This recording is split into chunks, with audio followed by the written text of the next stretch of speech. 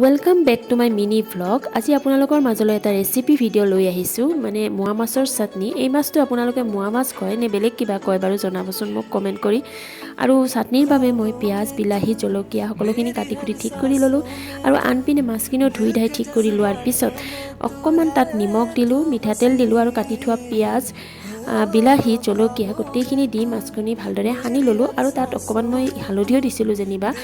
আৰু আপোনালোকে ইচ্ছা কৰিলে ইয়াত জিৰা গুড়িও অকণমান দিব পাৰে, কিন্তু মই দিয়া নাছিলোঁ কাৰণ মই সিমান এটা ভাল নাপাওঁ। আপোনালোকে কেতিয়াবা এনেদৰে খাইছেনে? মই কিন্তু আজি ফাৰ্ষ্ট টাইম খাইছোঁ, খাই ভাল লাগিল, সেইকাৰণে আপোনালোকৰ লগত শ্বেয়াৰ কৰিলোঁ।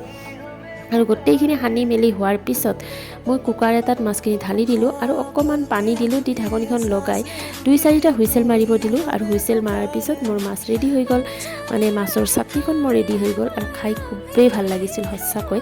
এবাৰ আপোনালোকে সময় পালে বনাই চাবচোন কেনেকুৱা লাগে। আৰু যিসকলে খাইছে তেওঁলোকেতো গমেই পায় যেনিবা। গতিকে আজিৰ ভিডিঅ'টো ইমানেই। ভিডিঅ'টো চাই আপোনালোকে কেনেকুৱা পালে জনাবলৈ নাপাহৰিব। আৰু যদি ভাল লাগিল তেতিয়াহ'লে লাইক, কমেণ্ট, শ্বেয়াৰ গোটেইখিনি কৰি দিব। গতিকে আকৌ এটা নতুন মিনি ভ্লগ লৈ আপোনালোকৰ সন্মুখলৈ খুব সোনকালে মই আহি থকাৰ প্ৰতিশ্ৰুতিৰে আজিলৈ আহিলোঁ। Bye bye.